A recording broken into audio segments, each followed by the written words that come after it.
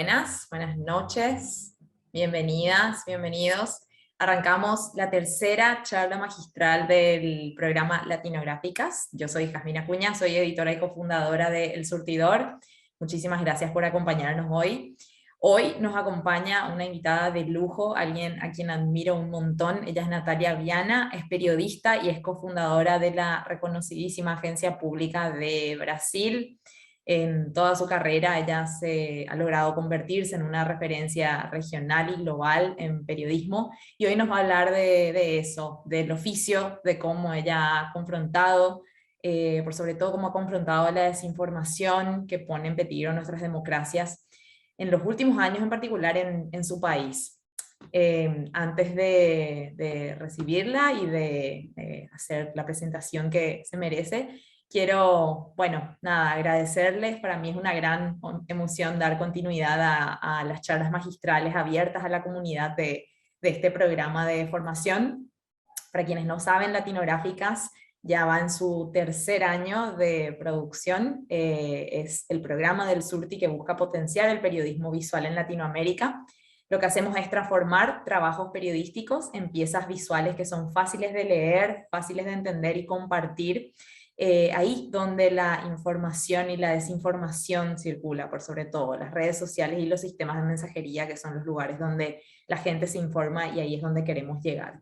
Esto lo hacemos con el equipo del Surtidor, que nos acompaña también hoy, y las becarias y becarios de la tercera edición del programa, a quienes me gustaría presentar. Gabriela Gulich, de São Paulo, ella es de ECO, Brasil. Andreina Escala, de Quito, ella es de GK, Ecuador. Alma Ríos, de Ciudad de México, de distintas latitudes. Karen Lara, de Ciudad de Guatemala, de Ruda. Julieta Bugakov, de Buenos Aires, ella es de LATFEM. Y Richard Romero Cali, de Mungabay, Latam, de Colombia. Latinográficas no sería posible sin la colaboración de aliados. Este año cubrimos la crisis climática, por eso trabajamos con Tierra de Resistentes, un valiosísimo proyecto de consejo de redacción de Colombia, que lo que hace es monitorear los hechos de violencia contra defensores ambientales en América Latina. Y de hecho ya iniciamos la publicación conjunta de la maravillosa producción de esta edición de Latinográficas en las redes sociales. Pueden entrar a ver lo que han hecho las becarias. De verdad son piezas maravillosas, producidas a partir del trabajo que ha hecho Tierra de Resistentes. Bien, Natalia, no sé si estás ahí. Puedes prender tu micrófono y tu cámara. Bienvenida. Hola, muchas gracias. Yo no sabía cuándo era que No, debería. ahora estamos súper bien. Bueno, Un Natalia, gusto, Yasmin. qué gusto, qué gusto. Voy a leer una pequeña biografía que seguro no abarca todo lo que hiciste para quienes no te conocen. Ella, de vuelta, Natalia, es periodista, es cofundadora y codirectora de la Agencia Pública de Periodismo Investigativo, la primera organización sin ánimo de lucro de su tipo en Brasil, que fue fundada y es dirigida por mujeres. Natalia también es becaria del Nieman Lab de la Universidad de Harvard. Nos va a contar un poco más de eso que hizo en su estancia en Harvard, hace poquito nomás. Cubrió asuntos sociales internacionales por mucho tiempo, es autora y coautora de 4 libros sobre violaciones de derechos humanos. De hecho, uno de esos libros es sobre el juicio político al expresidente de Paraguay, Fernando Lugo. Como reportera y editora, ha ganado diversos premios de periodismo, entre ellos el premio Vladimir Herzog de Derechos Humanos y el premio Gao en la categoría de texto en el 2016, y ella también es miembro del Consejo Rector de la Fundación Gabo. Qué honor tenerte acá, Natalia. Vamos a aprovechar esta hora que tenemos contigo para hacerte muchísimas preguntas que tenemos sobre lo que está pasando en Brasil y sobre cómo fue para vos trabajar en este momento, en estos años tan sensibles, ¿verdad? Para un país tan importante para la región y para todo el mundo. Natalia, bueno, empecemos por cómo estás. ¿Cómo estás? Bueno, yo me siento muy aliviada. Nosotros pasamos por un teste, sigue todavía, las tensiones siguen, pero un teste súper importante para la democracia, no solamente en Brasil, pero en toda la región. Y es un teste para ser bien, para ser más exata, que yo creo que interesaría mucho a la audiencia. Para mí, lo que pasó en Brasil en años recientes empezó en Paraguay. Empezó con el impeachment de Lugo en Paraguay, que fue en 2012 y fue un impeachment que fue una farsa. Se armó un juicio que llevó 24 horas, se armó un hecho político, se armó una masacre y lo sacaron del poder sin tener motivos para el juicio. No había base legal, no había base ninguna. Es en 2012. 12. En 2016 se hizo lo mismo con Dilma. Brasil es un país mucho mayor, la institucionalidad mucho mayor, se llevó mucho más tiempo para armar y fue más lento también.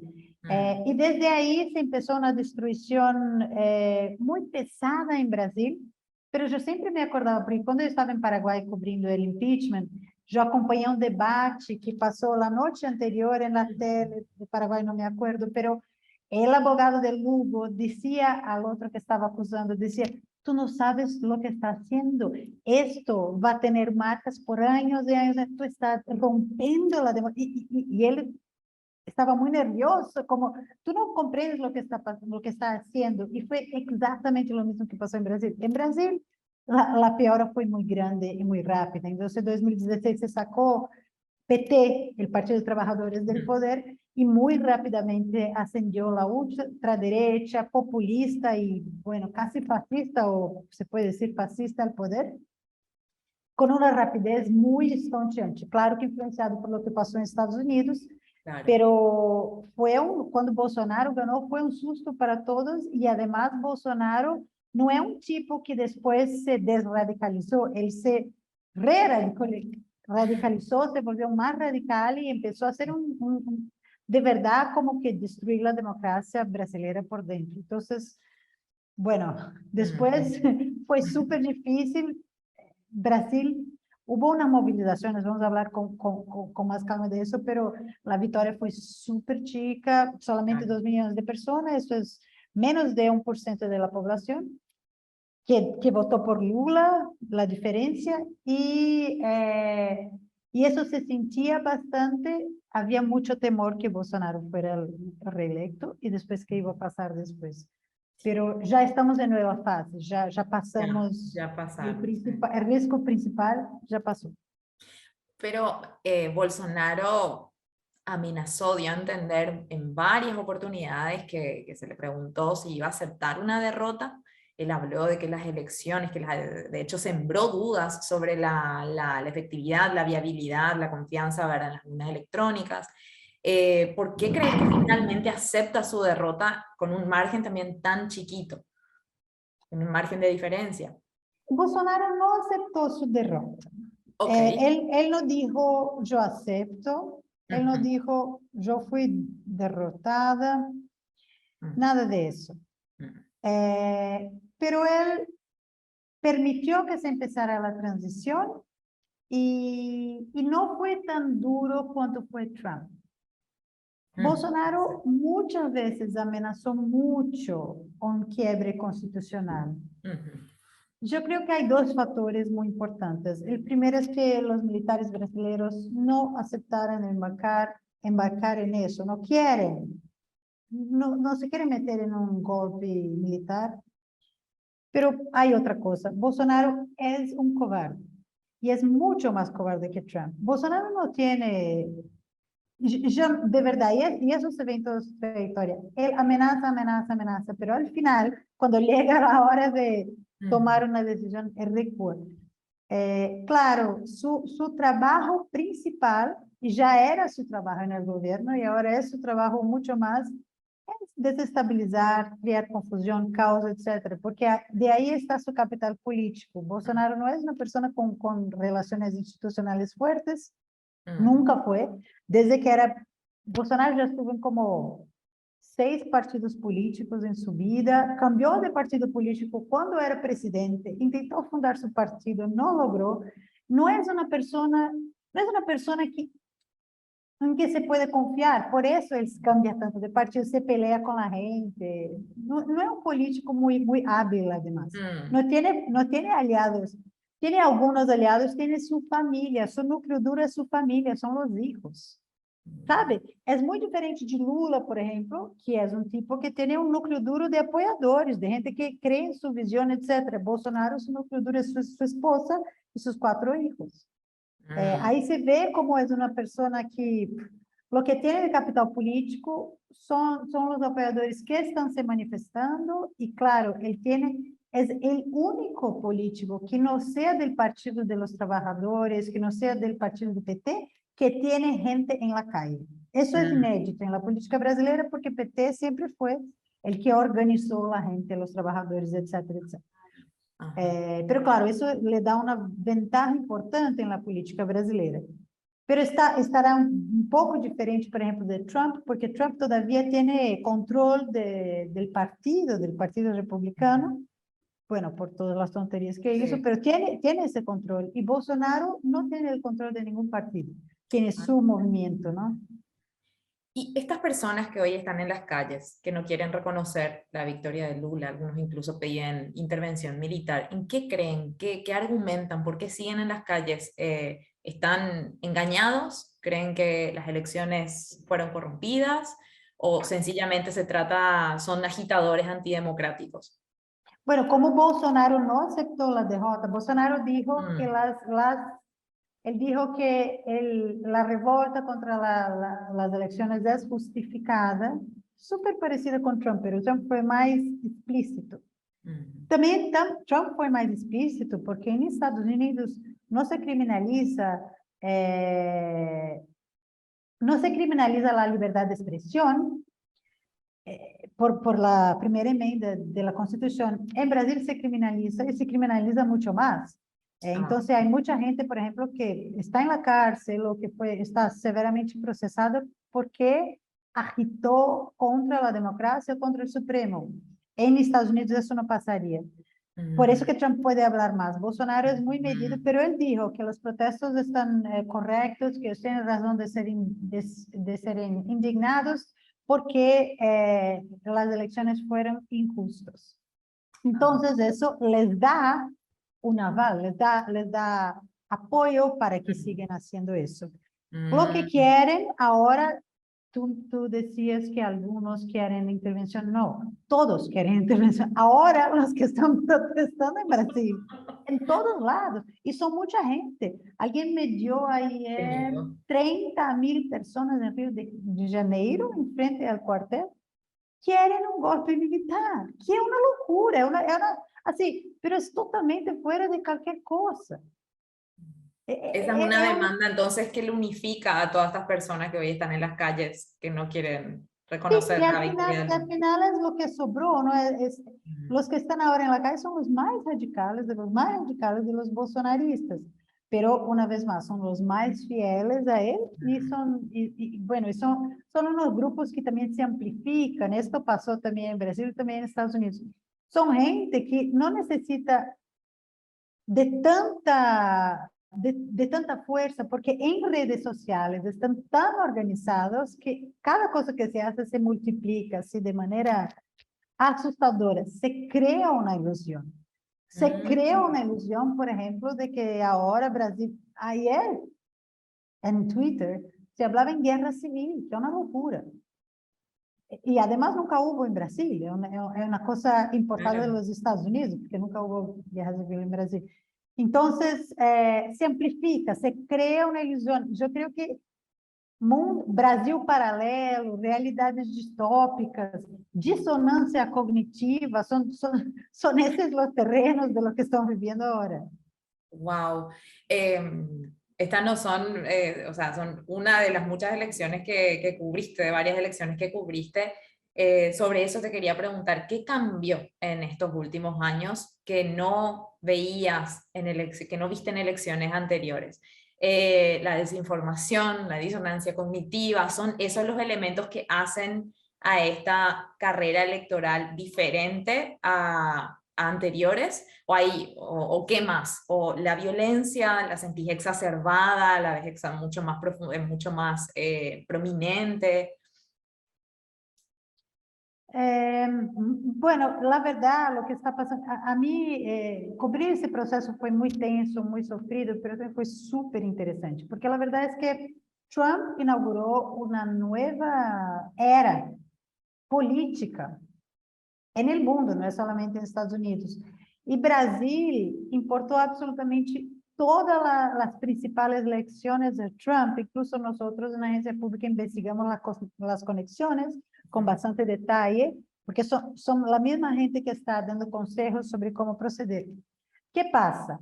Hoy día, o la tendencia, algunos países ya llegaron ahí, otros no, los gobernantes van a gobernar por redes. Ya no se gobierna, ya no se hace política sin redes. Y en las redes, por la manera como son y cómo las plataformas se niegan a serem regulamentadas ou terem um controle, uma mediação mais fuerte, lo que pasa es que dos cosas, claro, las cosas que son más estridentes, que generan odio, que generan revolta, se amplifican y las redes se aglomeran, se clusterizan. Para un presidente, para un político, es mucho mejor decir tonterías o decir cosas que son outraging, que hace con que uno se vuelva a revoltar. Se movilice, Se indigne, que moviliza, exato. Mesmo Sí. que sean tonterías, es Sí. mucho más importante movilizar a la gente todo el tiempo do que hacer política tradicional. Entonces, lo que cambió de verdad es que Bolsonaro inauguró una era del populismo digital, pero también de la política en el digital. Y esto todos los gobernantes van a tener que descubrir cómo manejarlo. Claro, sí puede haber algunos cambios con reglamentación de las plataformas que no hacen su trabajo de reglamentación, etcétera, etcétera, pero no se puede más hacer política sin el digital y también hay una característica muy importante que yo, bueno, estudiando a Trump y a Bolsonaro, me hizo así un insight. Una de las cosas más importantes que hacen los fake news, esos movimientos populistas digitales, esos movimientos de desinformación, es que permiten a la gente participar. Permiten a la gente participar en la democracia, participar en las conversaciones públicas, participar en la política. Estamos en una era donde cada uno es sujeto, tiene sus alianzas de discusión, de influencia, etcétera, etcétera. Y eso se quiere que transporten para la política. Y la política institucional no acompañó este cambio. Bolsonaro supo utilizar eso, manteniendo todos los que le odian, los que los aman, activos políticamente todo el tiempo. Claro, con los mensajes y las tonterías más absurdas del mundo, pero el hecho es que no se va a poder gobernar sin gobernar por el digital y sin dar mucho poder de voz, de opinión a la gente, porque la gente lo que está queriendo, la gente lo que está clamando ahora, ese de Bolsonaro es, queremos participar, queremos ser oídos. Bueno, claro, lo hacen de manera antidemocrática, absoluta. Claro. Pero es muy interesante este concepto que compartías, el de populismo digital, y que se trata mucho de permitir, pero decís de que también proliferan los populistas digitales y los movimientos populistas digitales porque permiten a la gente participar en la producción de contenido, básicamente, ¿verdad? Claro. Que es lo que ellos entienden como participación. ¿Cómo respondemos a eso? ¿Verdad? O sea, ¿cómo hacemos para responder a ese espacio que están dando estos movimientos a que cualquiera diga lo que diga, igual es bienvenido? ¿Cómo hacemos cuando decir lo que uno quiere puede ser racista, ¿verdad? O puede ser odio. ¿En qué lugar nos pone a quienes defendemos derechos y, bueno, tomamos responsabilidad por lo que decimos? Sí, sabe, esto viene de una pesquisadora de desinformación americana, ahora me olvidé su nombre, pero es una mujer genial que estudia desinformación, que me dijo eso. Y me decía eso en un contexto específico. Me decía que mientras las redes de desinformación son participativas, el periodismo sigue siendo unilateral. Y los periodistas siguen mirando la comunicación como si fuera unilateral. Entonces nosotros sabemos las cosas y compartimos con la gente y la gente tiene que quedarse calladitos y aceptar, etcétera, etcétera.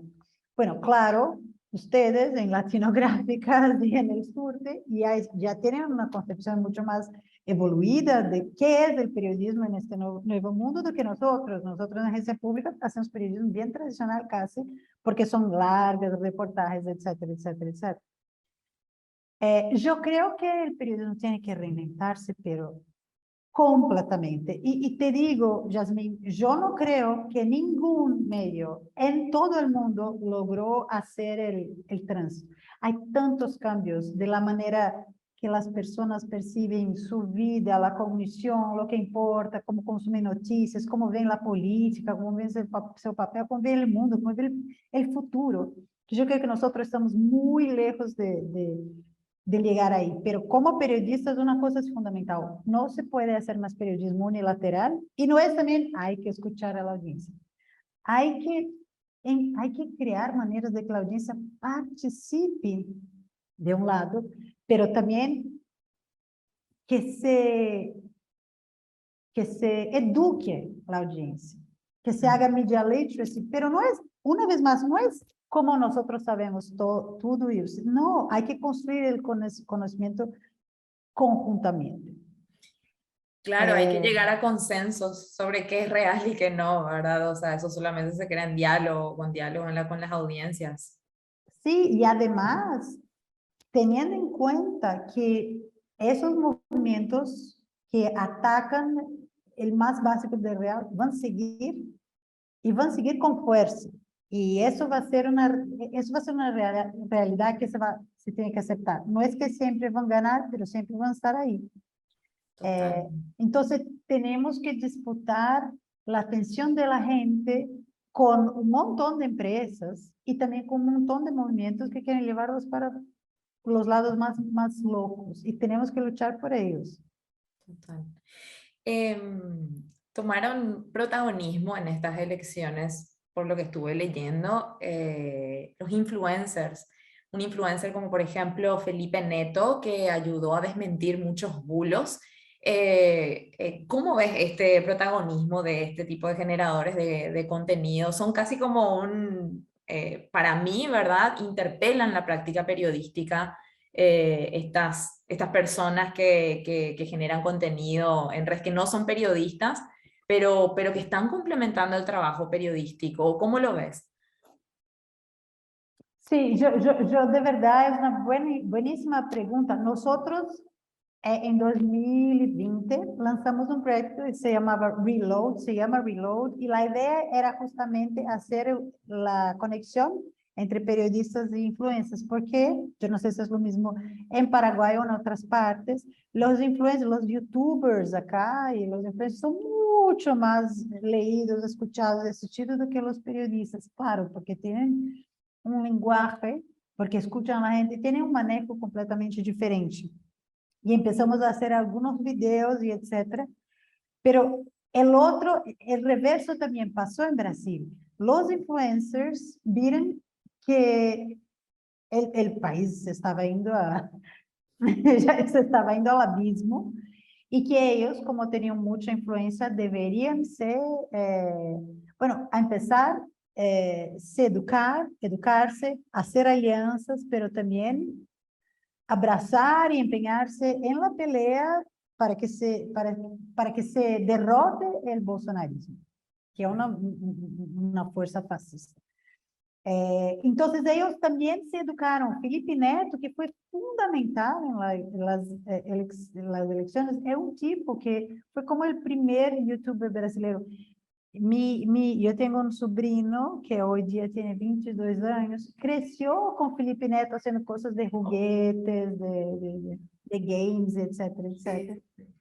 Pero él, como cuando ganó Bolsonaro, empezó a estudiar y empezó a leer y y empezó a discutir política y cada vez más se volvió más relevante. Y eso es un cambio súper interesante. Al final, se afiliou à campanha de Lula e foi super importante. Outra que também, depois, al final, se volvió súper relevante foi a Anitta, né? A Anitta é uma cantante brasileira, conhecida em Latinoamérica, porque canta, hace muitos duos com Sí. famosos, e é boníssima, e etc. Ela também. Depois que ganhou o governo Bolsonaro, decidiu educar-se, se aliou a uma outra influenciadora de esquerda, hicieron como umas charlas, unos chats. Essa gente se foi educando. Se foi educando em política, súper interessante, foram fundamentais nessas eleições. Totalmente.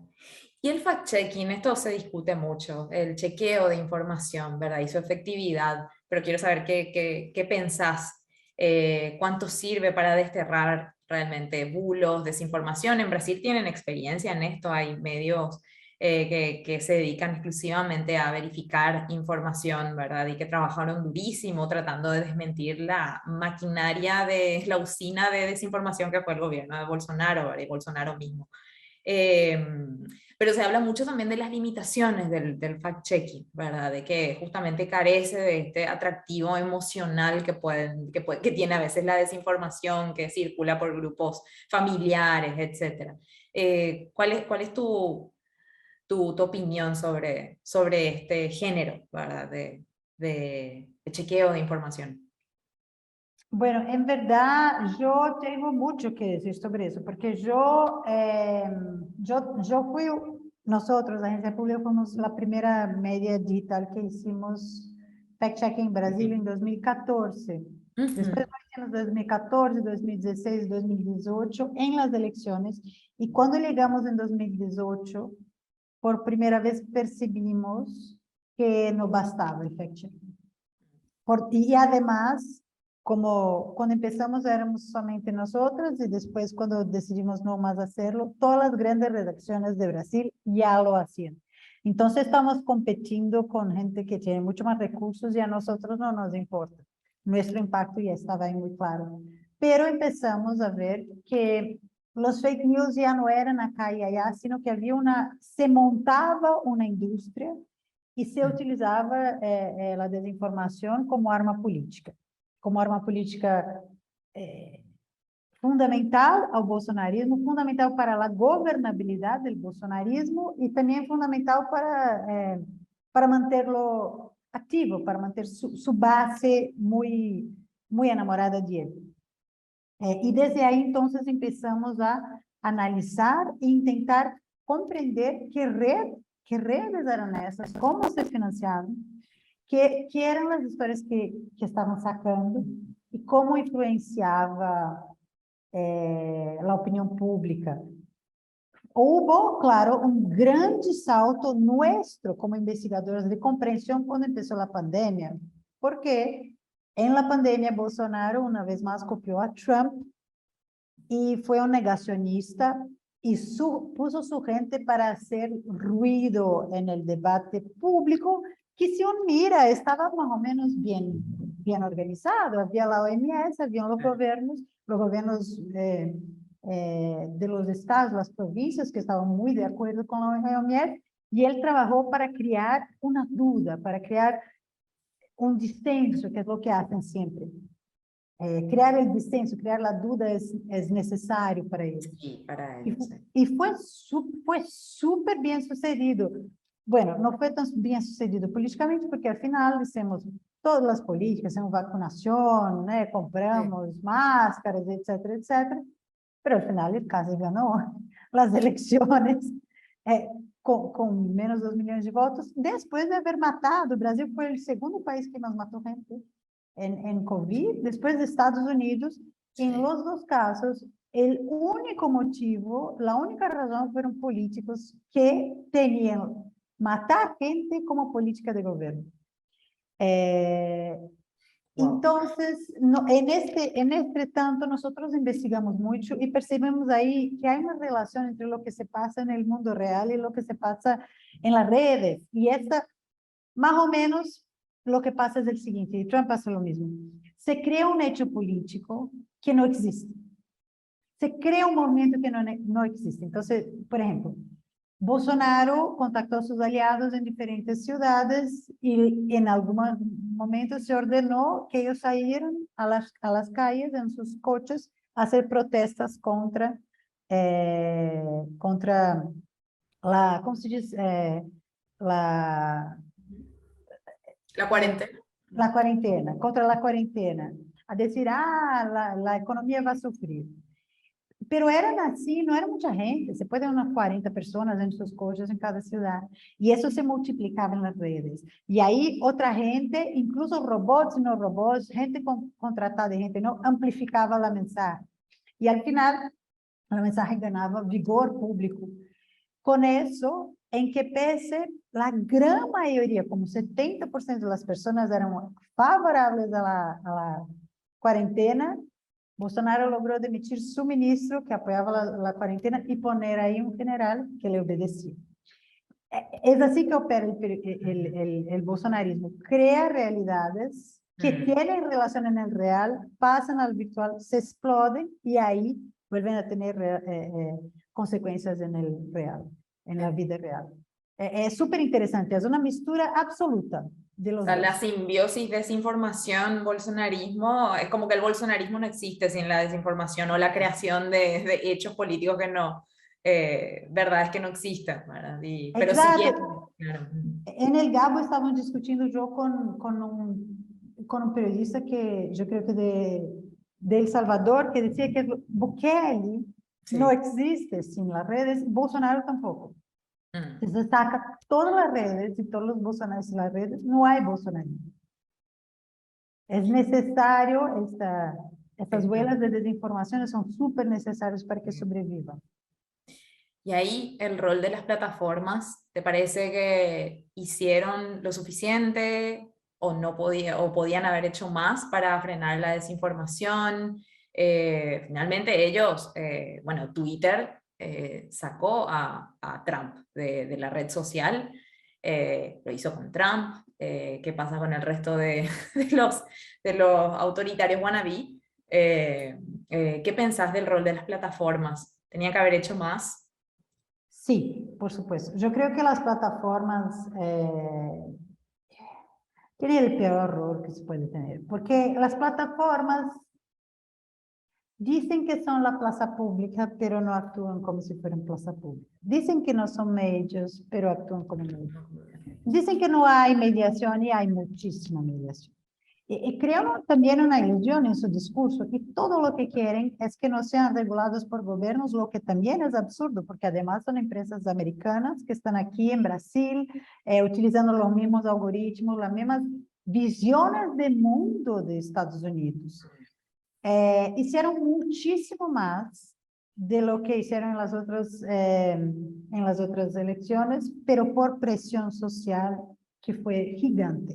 Yo conozco, no sé, decenas de organizaciones que se reunieron constantemente con ellos para decir, mira, necesitan más gente que haga mediación en portugués, tienen que ser más duros, tienen que hablar con la Corte Suprema Constitucional, con la Corte Suprema Electoral, etcétera, etcétera. Sacaron muchas cuentas y etcétera, etcétera. Pero hay un hecho que es súper importante.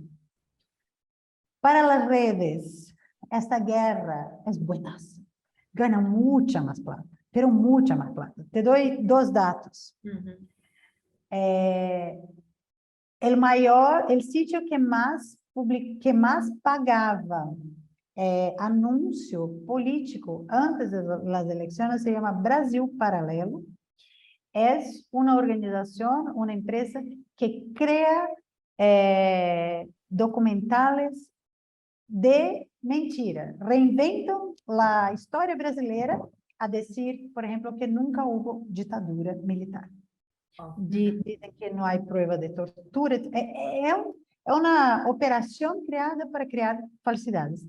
Eles são os que mais pagam às plataformas. Solamente a Facebook pagaram como 2 milhões de dólares, 2 milhões de dólares em 2 anos. Assim que recebem plata para isso. Outra informação súper importante. Bolsonaro, en el último fin de semana, antes de las elecciones, la última semana antes de las elecciones, en un solo día, puso $1 millón en YouTube. y para propagar videos en lo que había algunos que traían fake news. $1 millón en un día. ¿Crees que las plataformas no quieren eso? Quieren eso. Claro. No sé, el problema es que si no se fuerza que ellos actúen, si los gobiernos no fuerzan, la sociedad no fuerza, ellos no van a actuar. Ellos hacen alguna cosa que allí trabajan, no quieren que se destruya la democracia, pero tampoco quieren mover su plan de negocios, su modelo de negocio. La verdad es que hacer tener responsabilidad por lo que se publica en la plataforma, que es lo que debería pasar, Claro. sería un impacto brutal en su modelo de negocios. Sí, pero claro. brutal. Y yo una vez yo pregunté a una especialista si yo estaba siendo radical, pero yo decía, mira, si ellos no pueden pagar una persona para moderar o editar el contenido, porque eso sería muy caro, entonces su modelo de negocio no existe. Porque en una revista, en un medio de comunicación, tú sabes que tienes que pagar un editor para verificar qué es que se publica ahí. Pero ellos no. Ellos no quieren pagar por eso. No, eso no será posible. No será posible porque su modelo de negocio es que se pueda publicar lo que sea, incluso mentiras, incluso odio, discurso de odio, etcétera, etcétera. Entonces, hay que haber unos cambios bien profundos. Ellos actuar en Brasil, percibieron la cantidad de problemas que habería, pero no el suficiente. Y yo espero, ojalá que el próximo gobierno haga también ejemplarmente una regulación de redes digitales. Pero ahora yo me acordé que yo no te contesté sobre fact-checking. Bueno, yo creo que fact-checking es fundamental y es cada vez más fundamental en la democracia. No es que, claro, la mentira, hay muchos estudios, la mentira sale 15 veces más, 4 veces más do que la verdad, o los textos son aburridos, etcétera, etcétera, pero eso no importa. Es muy, muy, muy, muy importante tener un link para enviar. Cuando su tía, su suegra vienen con un fake news. Con Es una fake news. muy importante. Sí, exacto. Eso es fundamental. Y que lo haga, mucha gente lo haga, es súper importante. Porque mucha gente se alíe, se puede decir, es negado por ese, es súper importante. Y ahora ya se vuelven, de verdad, como un resource, como una herramienta que la gente utiliza y utiliza ahí en sus grupos de familia, etcétera, etcétera. Y además que se produzca rápido cuando empieza. También ellos tienen mecanismos de verificar cuáles son las historias que están ganando muy tracción y ahí se enfocan esas, no es que nos van a desmentir todas las tonterías que se hacen. Claro. Pero alguna que empieza a viralizar, sí es súper importante que existan para contraponerse. Total.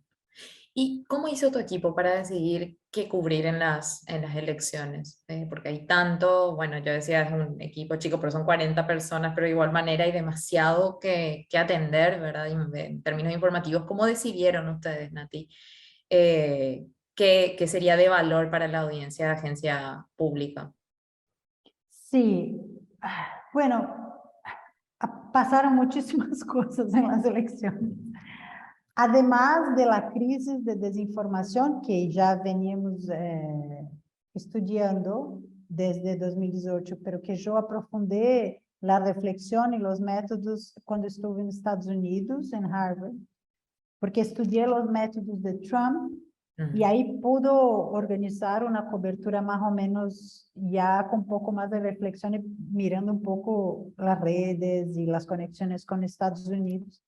Además de la desinformación, Bolsonaro hizo usos ilegales de la máquina pública de maneras así absurdas. No sé si llegó, por ejemplo, en el día de la votación, envió la Policía Federal a parar los buses en las regiones donde se votaba más en Lula. Y ahí paraban la gente y verificaban uno a uno si no había nada. Así, pero una locura, eso no se hace.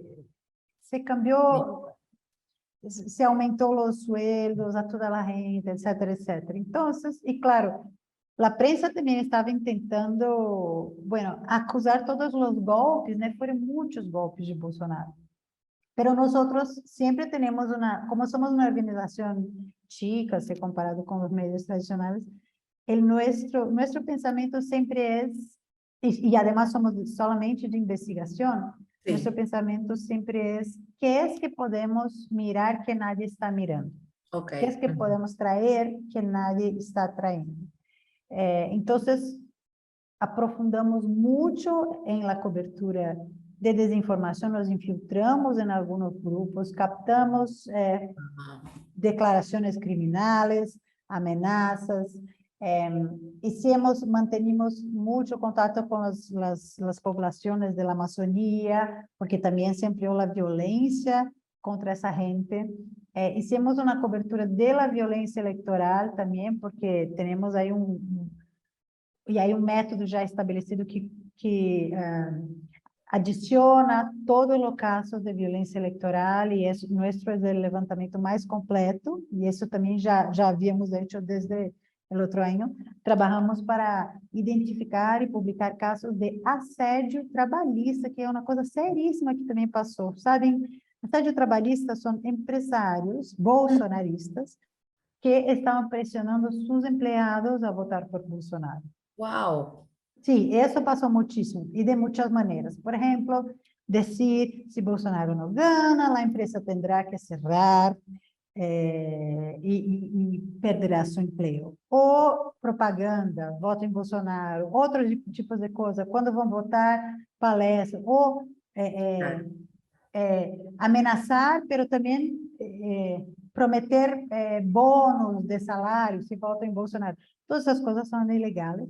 Nós trabalhamos para verificar todos os casos com ministérios públicos, etc. E publicamos aí uma lista de empresas.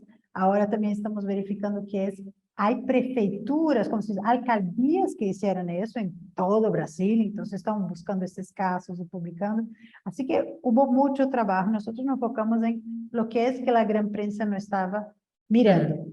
Otra de las principales coberturas, y eso yo, con el tiempo que estuve en Estados Unidos, me ayudó mucho, fue una cobertura larga sobre las relaciones entre las personas muy llaves de Trump y de su tentativa ahí de golpe de Estado con la gente de Bolsonaro. Entonces, miramos quando vieram a Brasil, se houve patrocínio, financiamento, se estavam se hablando, como estavam reaccionando eles com a derrota de Bolsonaro. Hoje dia siguen aí reaccionando e nós venimos, como publicamos já quase como 5 ou 6 investigações sobre isso. Buenísimo. Natalia, ¿crees que Brasil está así como se vio en las elecciones, dividido en dos realmente? ¿Y cuál es el rol del periodismo en un escenario así? El último reporte del Reuters Institute del consumo de noticias, ¿verdad? Dice que cada vez más las audiencias quieren saber qué pensar también. No solo no quieren información por la información nomás, sino que quieren saber la opinión del medio, la postura del medio, aunque también les disgusta eso, pero quieren saber eso, por sobre todo audiencias jóvenes, ¿verdad? Entonces, es fácil hablar a audiencias convencidas de alguna manera, ¿verdad? Tipo, pero ¿cómo hacemos para hablarle a audiencias que no están convencidas? ¿Cómo van a afrontar eso, ese desafío agencia pública?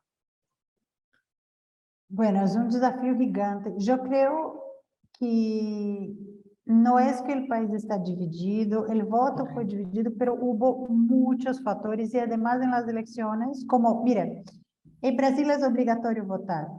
Entonces, no es que van a votar los que tienen necesariamente una voluntad política, no, votan todos.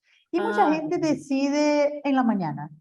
Le llega un mensaje en el momento, cuando estaba mirando el YouTube, ven el video de Bolsonaro y ahí se cambia de votos porque Bolsonaro dice tú en la ciudad, bla, bla, bla. Entonces, hay muchos votos que son fluctuantes. La gente no es que la gente está pensando en política todo el tiempo, como nosotros. Entonces, yo no creo que el país está dividido. Yo creo que hay fuerte rechazo a Bolsonaro, pero también hay fuerte rechazo a Lula.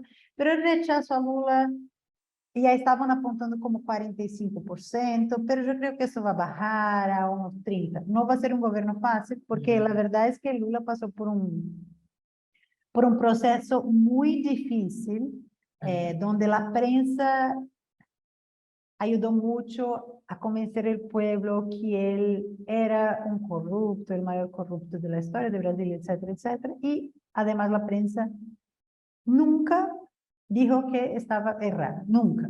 Eso no hizo. Entonces, no se construyó una narrativa donde él fue un tipo que fue injusticiado. Yo puedo enviar, yo escribí un Sí. perfil de Lula a la revista Gato Pardo de México, y creo que sería interesante que leyeran, porque cuenta un poco la trayectoria, que es una trayectoria increíble, increíble de verdad, pero que no está contada por la prensa. Entonces, hay un rechazo porque por 10 años todo lo que escuchamos que este tipo es un ladrón, que este Sí. tipo es corrupto. Entonces, eso no va a ser nada fácil. Pero yo creo que los jóvenes principalmente, incluso la mayoría de los jóvenes votó por él, porque a los jóvenes no les interesa muchas de las cosas que son fundamentales para el bolsonarismo. Por ejemplo, el machismo, la homofobia, el racismo. La gente que tiene menos de 20 años ya tiene esas cuestiones como superadas. Total. Son la misma gente que asiste a Friends, uno que yo amaba cuando tenía su edad, y dicen, ¿cómo Total. no es un negro? ¿Cómo no es un gay? Total. Que série cis, hétero, careta, etcétera, etcétera. Son gente que já tem superado essas coisas. Pero no es que están bien servidas de noticias o con interés en política, y ahí sí va a ser un problema grave de los medios y de la política misma. ¿Cómo trabajamos para involucrar e interesar a esta gente en lo que está pasando en la sociedad? Bueno, y teníamos ese problema 4 años atrás y seguimos con este problema. Y vamos a tener que crear maneras y todavía no tenemos respuestas.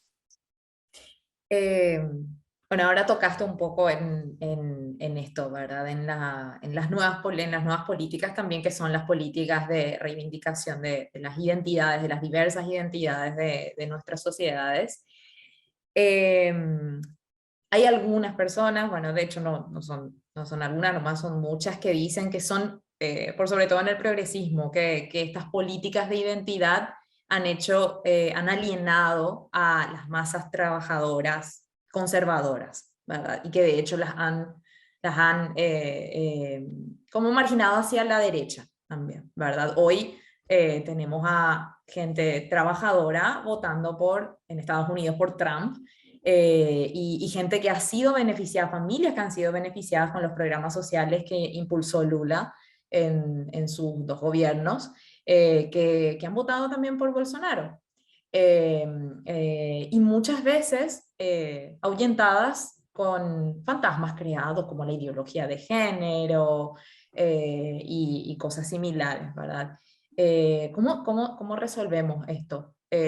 Yo sé que no hay una respuesta así sencilla, pero ¿vos crees de que también ha sido un factor, o sea, sos feminista, yo también soy feminista, y me cuesta resolver, ¿verdad? Esa supuesta división que se ha creado con los trabajadores? Nosotros también somos trabajadoras, nosotras mismas. Y qué difícil, ¿no? Entablar diálogo cuando hay tanta desinformación en torno a las identidades también, ¿verdad? Y lo que queremos es lo que quieren ellos también, igualdad de derechos. Sí, tienes toda razón. Bueno, yo no tengo una conclusión brutal sobre esa, pero yo sí sé que hay temas que en Brasil son súper divisivos, como es el aborto, no es, y en un momento donde se está enfrentando a un grupo fascista, no es el momento de discutir el aborto, y yo creo que las feministas, incluso y todo el campo progresista, comprendió eso. Y bueno, a veces no se va a lograr. Yo creo que hay que ser inteligente y manejarse. Fueron muy inteligentes en Argentina y México, pero radicales, ¿no? Grupos radicales Sí. que pusieron también lo mismo, hicieron una presión tan fuerte. Pero yo creo que no es de este momento. Y yo creo que hay una cosa dos cosas importantes cuando se habla de identitarismo.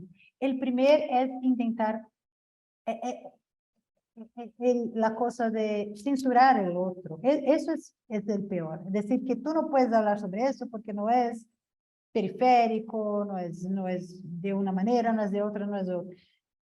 Porque también es súper antidemocrático. Y la gente lo que quiere es participar.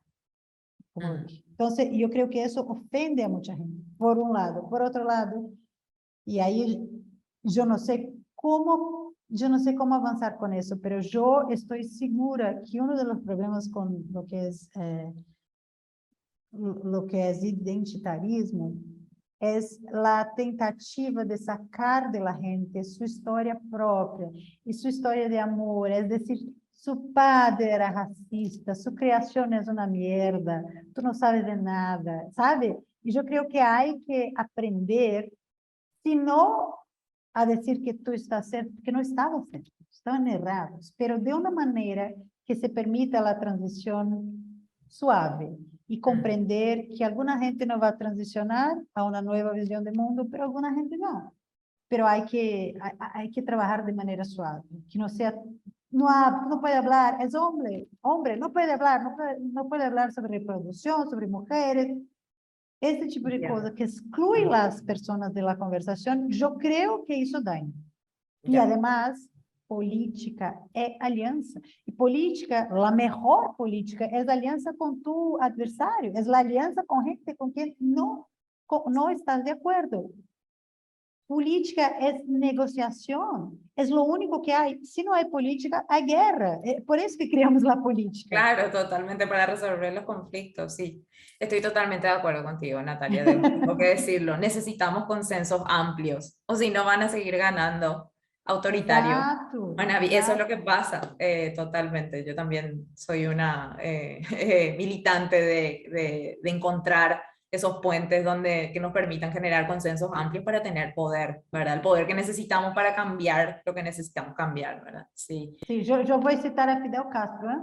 Nunca citei a Fidel Castro em minha vida, mas eu estava lendo na biografia sua e ele dizia: um adversário político não é um inimigo. O problema é tratar o adversário político como inimigo, porque o adversário político, tu és adversário em uma causa, em outra, é seu aliado. E essa é a política, os grupos se movem. Quando vês como inimigo, a única maneira de se relacionar com ele é exterminándole ou matándole ou prendéndole. E não é isso o que queremos, né? No, eso es lo Claro, que... a los bolsonaristas sí, ahora, finalmente. Claro, claro. Bueno, estamos llegando a la hora de conversación.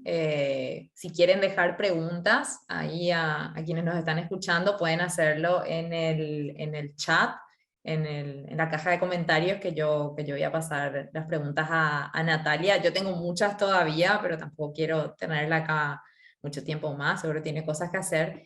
Natalia, bueno, de vuelta quiero hablar de lo que estudiaste en Harvard, en el tiempo que estuviste ahí. Vos decías que estudiaste mucho la estrategia de gobierno y de comunicación de Trump, y hablabas bueno, algunas similitudes con el bolsonarismo. ¿Cuáles son las diferencias? Y si también querés explayarte sobre otras similitudes entre las estrategias de Trump y Bolsonaro, ¿en qué se diferencian? Yo creo, de verdad, yo creo que las únicas diferencias son las diferencias dictadas por la realidad de los países. Ya, Pero si uno mira lo que están haciendo exactamente las mismas cosas. Yo estoy trabajando en una nota, voy a sacarla la próxima semana, donde súper. puedes incluso Sí, mirar exactamente las mismas estrategias. Y esto no es una coincidencia, eso es porque ellos están trabajando juntos, no ellos, sino que claro. los hijos. consultores políticos, Sí. están trabajando juntos. Bannon dijo en una entrevista a la BBC que está haciendo trabajo de background, de backstage, que está hablando, pero no tanto, pero habla aquí y allí con la gente de Bolsonaro. Habla todos los días. No hay un paso que ellos están dando que no sea un espejo de lo que pasó en Estados Unidos. Y bueno, puedo comentar así muy sencillamente. Trump empezó a hablar de fraude en las elecciones en 2016. Antes que ganara, ya hablaba de fraude. Bolsonaro empezó a hablar de fraude luego que ganó en 2018. Ya habla de fraude hace tanto tiempo. Después, en el último año, empezó a circular más y más ideas de fraude, de que las elecciones no iban a ser limpias. Intentaron con mucha fuerza aprobar en el Congreso que nosotros tenemos voto, me encanta, votos en urna electrónica, que en 3 horas se ve el resultado de las elecciones, que es maravilloso si uno compara con, no sé, incluso Paraguay, pero Estados Unidos, que uno se queda un mes contando los papeles, ¿no? Pero ellos querían aprobar una ley que fuera obligado que para cada voto se imprimiera un papel. Esto no sirve a nadie, solo sirve a aquellos que van a pedir un reconteo de votos para retrasar la consulta. No tiene ningún otro objetivo, sino que retrasar, que es exactamente lo que hizo Trump. Trump, después de terminado, ¿te acuerdas? Con sus abogados, logró hacer reconteo en varias partes. Y con eso retrasó, creó narrativas, etcétera, etcétera. Además de eso, aquí en Brasil tenemos una corte electoral y una corte constitucional, pero la corte constitucional no es dominada por la derecha, como es en Estados Unidos, y la corte electoral no existe en Estados Unidos. Entonces, la corte electoral fue sistemáticamente atacada todo el tiempo, también para minar la fe en la democracia. Después, bueno, un montón de mentiras contra el oponente, claro, eso es natural, eso iba a pasar, pero en el día de las elecciones, instar a la gente que fuera a las salas electorales para serem fiscales de Bolsonaro, filmar qué es que están haciendo. Bolsonaro, además, puso los militares para irem a las salas de votación, para verificar si las votaciones estaban verdaderas o no. Todo eso, un gran discurso que deslegitimiza el proceso electoral. Fue lo que hizo Trump, es lo que hizo Bolsonaro ahora. En este momento, no sabemos, no es tan claro porque no se hizo una encuesta, pero hay seguramente unos 20% o 20, o 15, de 15 a 20% de los electores que creen que las elecciones fueron fraudadas, independente de cómo fue el resultado, porque ya creían antes. Estos protestos que están pasando ahora estaban siendo organizados hace 2 semanas, antes de los votos. Entonces, la gente ya tenía cierto que habría, a no ser que Bolsonaro fuera vencedor, ¿no? Pero la gente ya sabía que, ya tenía claro que habría una fraude, lo mismo que Trump. Entonces, esto también, como Trump va a seguir hasta que... Es bueno, casi como que un playbook, una guía, ¿no? Así está, uno va y la implementa. Sí, leí la nota también a Steve Bannon, es muy interesante esa entrevista porque deja entrever cómo operan, ¿verdad? Cómo funcionan, de manera muy, muy astuta, ¿verdad? O sea, de buenas a primeras uno escucha los discursos de estos personajes y parecen bastante brutos, pero de verdad hay personas que están dedicando mucho esfuerzo a esas campañas, ¿verdad? Mucho tiempo. Te cuento, hay cosas que son de verdad geniales. Yo empecé una newsletter donde analizo la desinformación. Toda semana, el lunes, voy a poner acá el link también. Por favor. Y te cuento 2 cosas, de verdad, que son muy geniales. En la primera entrevista de Bolsonaro para un canal de tele, ele levou para Globo, né, o maior canal do Brasil. Ele levou em la mano unas cosas escritas y que decían algo como, Dario Messer, que ustedes conocen bien, un doleiro que operaba en Paraguay, Dario Messer y otras cositas. Ah, sí, sí, sí. Y él mostraba eso para la cámara, para que la gente lo viera, y eso era un Google. Y ahí ellos pagaron unos anuncios, porque Dario Messer es acusado de hacer lavado de plata para esta televisión. Entonces, Ah, no es que él lo dijo, él invitó a la gente a participar de la narrativa. Tenía eso. claro, Genial. Después uno ve cómo se subió la busca por Dario Messer en Google. totalmente. Otra cosa, ayer, genial. Ayer Bolsonaro hizo una declaración donde se decía muy triste, decía, por favor desmovilicen los bloqueos de las estradas, pero las organizaciones, las movilizaciones pacíficas son bienvenidas, yo estoy con ustedes. Y él estaba vestido exactamente como Zelensky habla de su búnker. Así que querían hacer una relación entre un hombre que está intentando salvar su país de una guerra y de ese hombre derrotado, pero que al final va a querer llevar la gente a su guerra contra la fraude, lo que sea. Entiendo. Eso todo es súper pensado. Y sí, totalmente está pensado, sí, no es nada, nada de casualidad, no con ellos, Nada totalmente. casualidad. Tengo acá Incluso una cuando pregunta. tú me preguntaste así, Sí, porque Bolsonaro ahora aceptó, no hay un apoyador radical de Bolsonaro que dice que él aceptó, porque él no dice que aceptó. claro.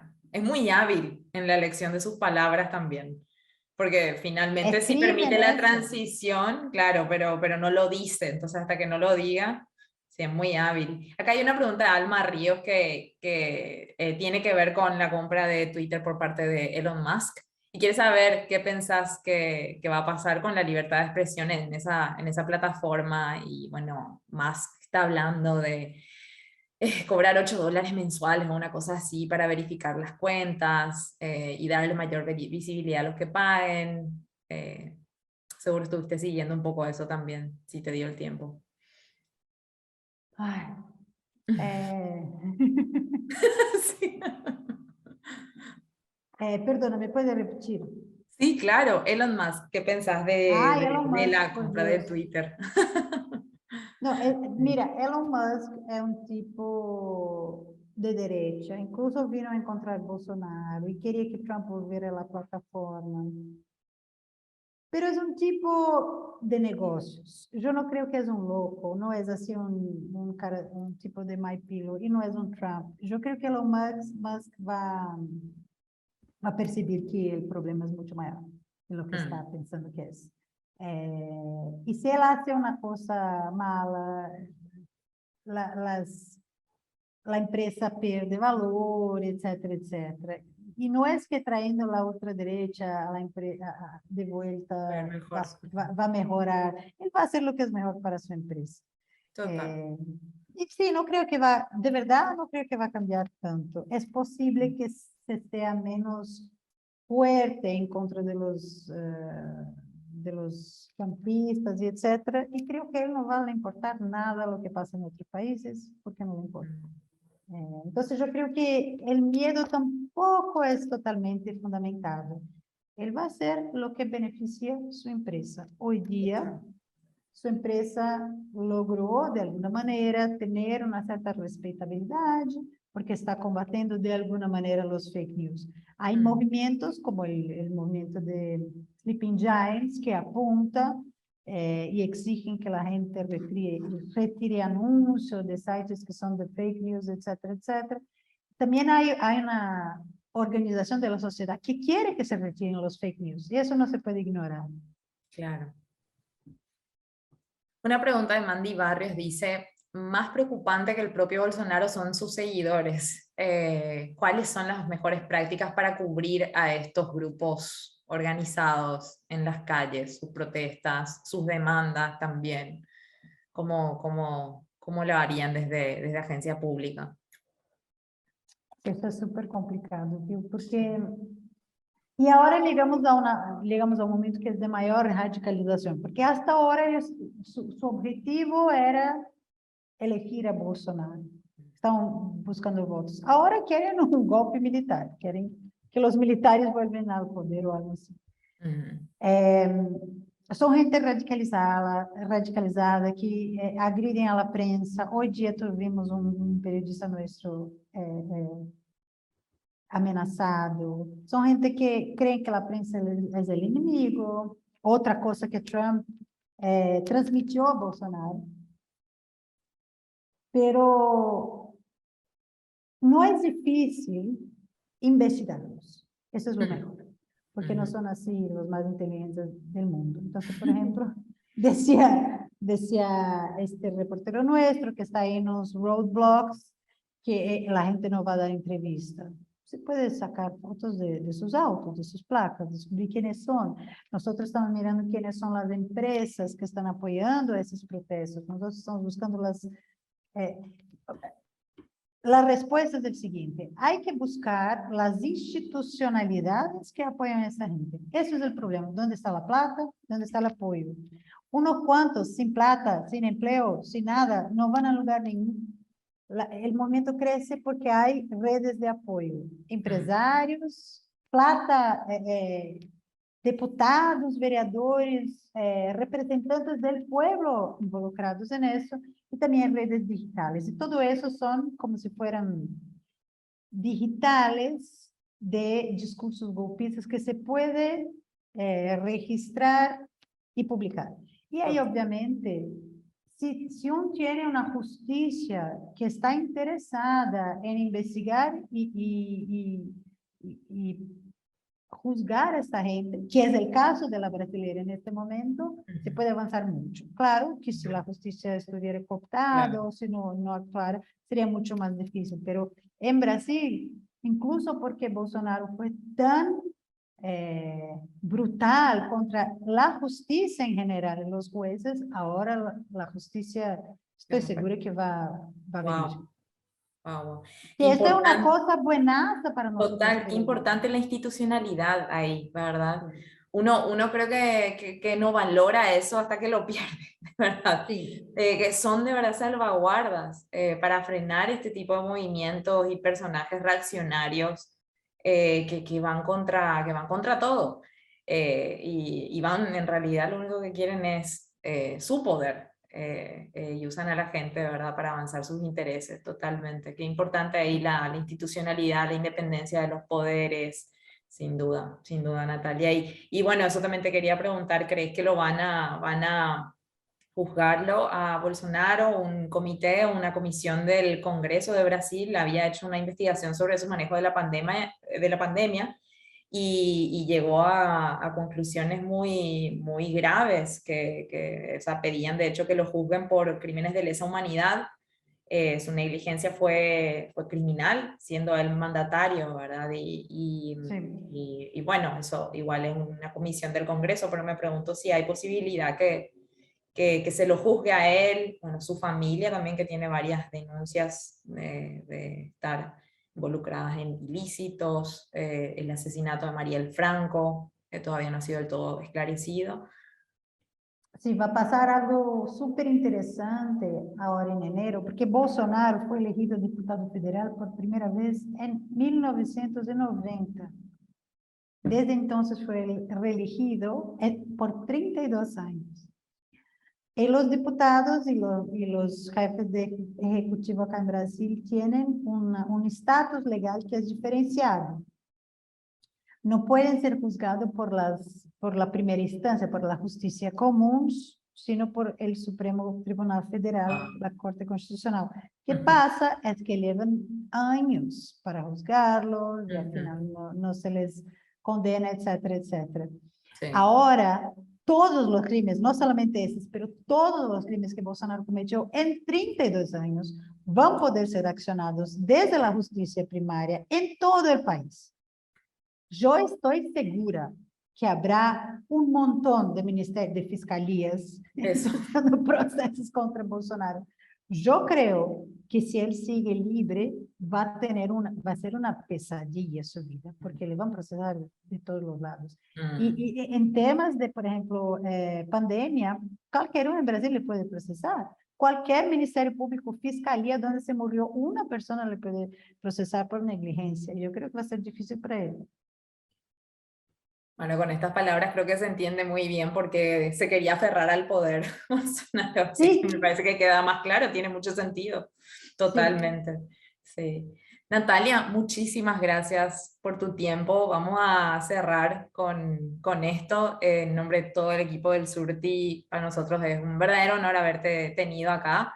También quiero agradecer a todas las personas que compartieron sus preguntas, las dos preguntas que recibimos. Hay una que ya no hice, pero creo que Natalia la respondió ampliamente, ¿verdad? Sobre cómo romper burbujas y tratar de hablar a los no convencidos. Y bueno, quiero decir, Natalia, con este evento estamos cerrando el programa de este año de Latinográficas. Estamos llenos de orgullo y satisfacción al culminar ya nuestro tercer año de Latinográficas. Tuvimos más de 500 postulaciones en todo este tiempo, 23 becarias y becarios, 10 charlas magistrales, más de 80 clases de periodismo ilustrado y bueno, vamos acumulando muchísimos aprendizajes que esperamos seguir compartiendo con toda la región en los próximos años. Así que, bueno, también quiero agradecer a la comunidad de personas que siguieron el proceso de Latinográficas desde sus inicios. Sin ustedes esto no sería posible. Y bueno, van a tener noticias seguro de Latinográficas en 2023. Estén atentis. Y bueno, de vuelta, en nombre de todo el equipo del Surtidor, muchas gracias. Gracias, Natalia. Espero que nos volvamos a hablar y ver pronto. Muchas Mejor si es en gracias, persona. Yanni. Muchas gracias a todos. Perdona por el portuñol, ¿tá? No, no, se te entiende perfecto. Es hermoso tu portuñol y espero que vengas a Paraguay de vuelta. Ya te queremos de vuelta por acá. Chao. Chao, chao. Chao, chao.